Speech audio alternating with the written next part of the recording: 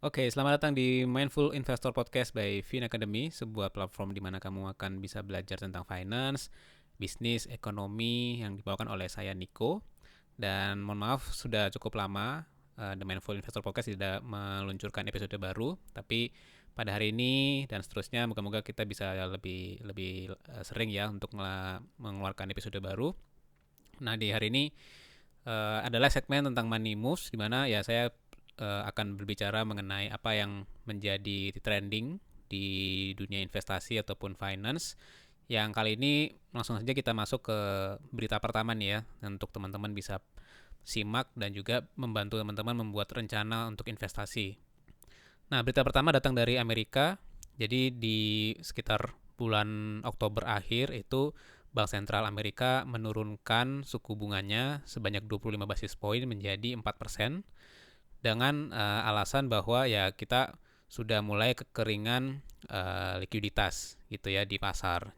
Dan mereka juga mengatakan bahwa quantitative tightening yaitu adalah rencana ataupun usaha dari bank sentral untuk mengurangi likuiditas itu akan diselesaikan atau dihentikan sampai nanti akhir November. Jadi nanti setelah itu di bulan Desember dan seterusnya itu Bank Sentral Amerika mulai akan menggelontorkan lagi likuiditas ke pasar. Nah, apa sih sebenarnya quantitative tightening gitu ya? Jadi pengetatan likuiditas. Kalau misalnya saya boleh share, itu adalah dimana sebenarnya kan kalau bank sentral itu salah satu cara untuk bisa melakukan intervensi di pasar untuk menstabilkan inflasi itu adalah dengan menggunakan strategi ataupun taktik market operation atau mereka melakukan pembelian ataupun isu ataupun penjualan surat berharga. Nah, dalam hal ini kalau tightening ataupun pengetatan itu mereka ketika mereka sudah beli obligasi ataupun surat berharga itu kan artinya mereka menggelontorkan likuiditas tuh. Itu sudah terjadi yang pertama. Nah, biasanya kalau mereka mau melakukan tightening ataupun untuk menambah likuiditas, mereka akan melakukan replacement. Jadi mereka akan beli lagi uh, surat berharga di pasar, tapi karena ini tightening artinya mereka mau men-stop likuiditas atau mengurangi likuiditas karena inflasinya terlalu tinggi, mereka membiarkan surat berharganya itu expire ataupun jatuh tempo. Nah, jadi ketika terjadi jatuh tempo, itu perusahaan-perusahaan yang mengeluarkan obligasi mereka harus menyedot dana mereka dari bank ataupun dari bisnisnya diberikan ke bank sentral. Jadi likuiditasnya berpindah lah ya dari ekonomi ke bank sentral. Nah, itu rencananya akan mau disudahi, diselesaikan. Nah, kenapa sih kok diselesaikan ya? Karena tadi ya sudah mulai terasa bahwa ini kita ekonominya sudah mulai melambat banget dengan ditandai adanya pengangguran yang cukup terasa gitu ya di Amerika beberapa bulan belakangan ini. Dan juga ini dilihat bahwa ya nextnya sepertinya Donald Trump kan lebih ingin agar market itu menjadi lebih atraktif gitu ya, menjadi lebih bergerak, lebih bergairah. Maka dengan adanya penurunan suku bunga, kemudian juga pengetatan likuiditas ini akan dilonggarkan sehingga uh, ekonomi akan terus akan mulai untuk bisa bergairah kembali gitu ya. Jadi bank-bank bisa memberikan pinjaman dengan harga yang lebih kompetitif, lebih murah. Kemudian perusahaan-perusahaan juga bisa melakukan pinjaman dan melakukan investasi dengan cost yang lebih lebih kecil lah gitu. Nah, implikasinya apa sih untuk kita sebagai investor gitu ya? Jadi yang pertama kita mulai bisa mempunyai ekspektasi bahwa likuiditas pasar Amerika itu akan mulai meningkat, yang mana di US itu kan pasti banyak juga investor-investor yang berbasisnya global gitu ya. Jadi mereka karena melihat oh ini gue udah punya uh, dana yang bisa dimanfaatkan, itu bisa diinvest baik itu di US ataupun di emerging market. Nah, kalau mereka mau mendapatkan return yang lebih bagus, ya tentu mereka akan invest di emerging market. Dan tentunya sebagai investor retail di Indonesia kita akan expect akan ada flow dari investor global gitu ya untuk masuk ke Indonesia. Itu yang pertama. Yang kedua juga secara uh, volatilitas ataupun sudah mulai ada kepastian. Oh, jadi kan kalau selama ini mungkin setahun terakhir kita melihat market ini mau kemana arahnya ya. Dengan Donald Trump terpilih misalnya menjadi presiden Amerika, kemudian ada juga di awal tahun itu kita melihat adanya tarif apa segala macam. Nah, perlahan-lahan dengan adanya sikap dari Bank Sentral Amerika itu market sudah mulai melihat adanya kepastian. Oke, kayaknya market sudah mulai bergerak ke arah yang lebih positif. Sehingga volatilitasnya akan menjadi lebih kecil dan meningkatkan kepercayaan. Dan otomatis secara kalau kita bicara masalah aset di pasar gitu ya, pasar modal, baik itu obligasi ataupun saham, itu diekspektasikan akan ada sinyal-sinyal untuk bullish ataupun sinyal-sinyal yang menunjukkan bahwa market price-nya akan meningkat untuk stok-stok yang ada di pasar, dan juga otomatis stok global ataupun regional itu juga akan terangkat. Jadi ini suatu hal yang sangat positif. Ya, teman-teman bisa langsung melakukan analisa kira-kira mana saham-saham yang berpengaruh ya dengan adanya impact daripada penurunan Fed rate ini, yang misalnya berkaitan dengan market global gitu ya, mungkin impor ekspornya cukup tinggi transaksinya.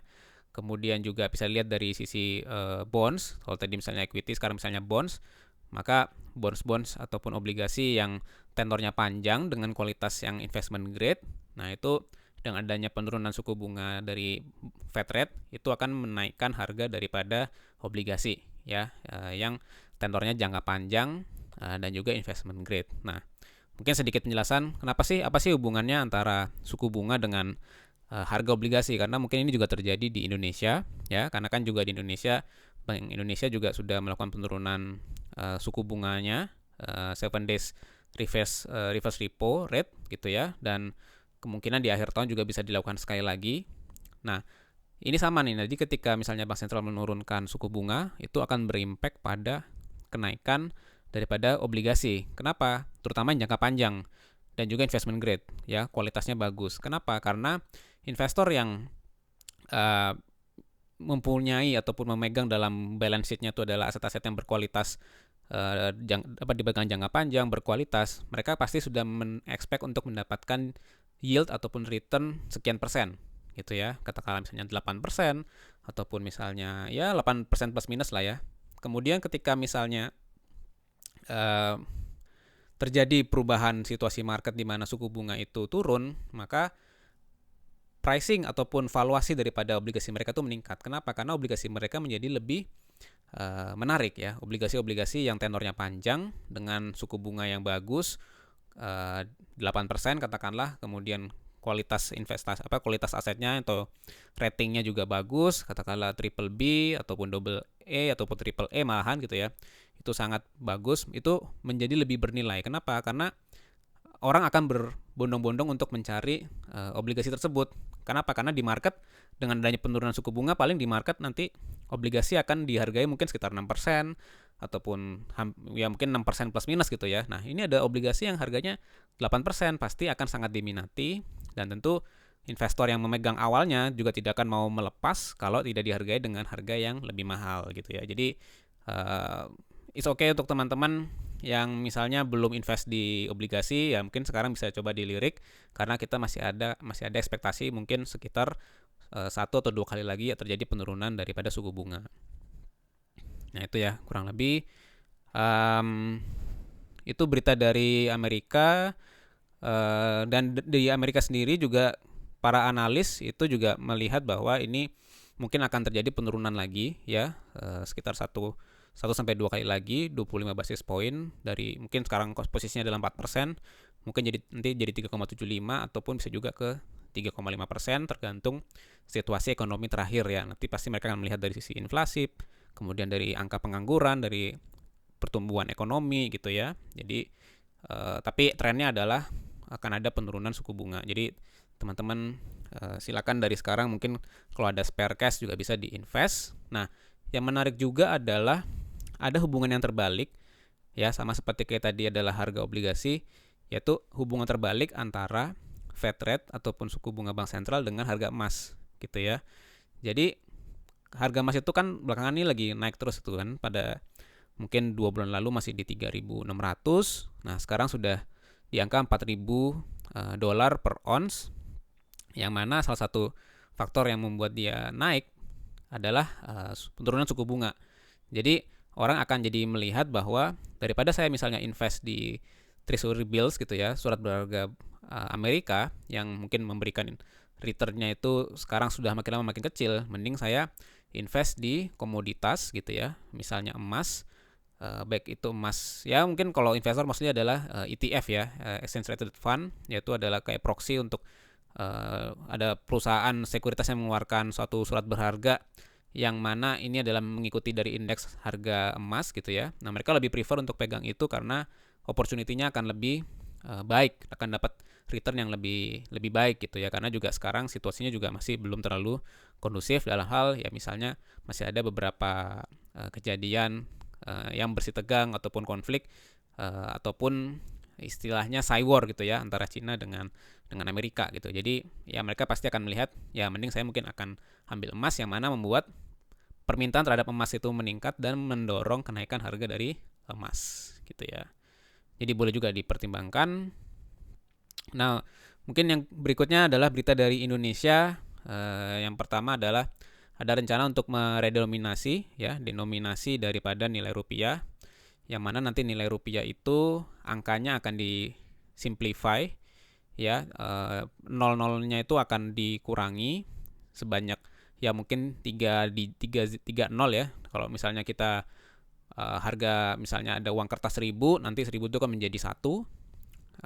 Kemudian kalau misalnya dia pecahannya adalah misalnya 500, itu menjadi ya 0,5 rupiah atau misalnya 50 sen gitu ya. Nah, jadi sebenarnya tujuannya apa sih? Tidak ada perubahan baik dari sisi daya beli gitu ya, ataupun misalnya secara kemampuan kita untuk melakukan pembayaran, tidak ada yang berubah gitu. Jadi kalau misalnya harga nasi goreng itu dulu 15.000, ya sekarang kita ngomongnya berapa harga nasi gorengnya, 15 rupiah gitu ya. Jadi nggak ada bedanya, tetap satu nasi goreng itu ya dengan uang 15 itu ya sama dengan 15.000. Nah, tapi mungkin perbedaannya adalah nanti dari sisi pencatatan ya, di buku-buku akuntansi ataupun di misalnya berita-berita itu mungkin angkanya akan menjadi kecil karena nolnya juga berkurang 3. Kemudian juga yang kita harapkan sebenarnya apa sih dari nol yang dihilangkan ini adalah kredibilitas gitu ya. Maksudnya kalau ya kita sekarang itu nilai tukar rupiah misalnya $1 itu sama dengan 16.600 gitu ya. Nanti akan jadi $1 itu 16,6 misalnya seperti itu, tetapi secara real value tidak berubah ya. Tetap yang dulu misalnya kita bisa beli apel impor 16.000 karena $1 harganya. Nah, sekarang $1 satu apel itu 16,6 rupiah, dan uang kita pun juga mengecil gitu ya, dari yang mungkin punya uang 100 juta sekarang jadi punya uang 100.000. Jadi sama aja sebenarnya, nggak berubah. Tapi dari sisi psikologi ini jadi lebih enak gitu ya, lebih baik. Artinya nilai kita tuh nggak terlalu drop, tidak terlalu lemah terlihatnya. Karena mungkin juga dulu kan pernah ada di masa dimana $1 itu sama dengan 500 rupiah, ataupun $1 itu sama dengan 1.000 rupiah gitu ya. Jadi kelihatan ini adalah sebuah mata uang yang masih punya kekuatan gitu. Nah, jadi itu yang diharapkan dengan adanya redenominasi ini, mata uang kita menjadi secara psikologis itu punya kekuatan, dan juga secara kita juga melakukan transaksi juga menjadi lebih gampang gitu ya. Jadi itu harapannya. Terus berita selanjutnya adalah ya pemerintah juga sekarang lagi membuka nih ya untuk teman-teman investor retail untuk misalnya mau membeli sukuk ya, ada ST015, ST15. Ini dibuka dari tanggal 10 November sampai dengan 3 Desember. Ada yang tenornya 2 tahun, ada tenornya 4 tahun. Dan yang menarik adalah dia tuh floating. Nah, dengan floor. Jadi floatingnya sebenarnya yang agak kurang menarik karena kecenderungannya BI rate itu adalah turun. Tapi yang menarik adalah ada floornya, ada batas bawahnya. Jadi nggak akan mungkin di bawah itu. Nah, itu adalah untuk 2 tahun itu tenor 2 tahun adalah 5,2%. Untuk tenor 4 tahun adalah 5,45%. Jadi dia tidak akan ketika misalnya BI rate itu menurunkan suku bunga, nah return daripada sukuk ini akan di-floorkan, dipasang bahwa minimalnya pasti akan dapat 5,2 sampai 5,45%. Jadi ini masih cukup baik ya untuk teman-teman yang misalnya mau mendapatkan passive income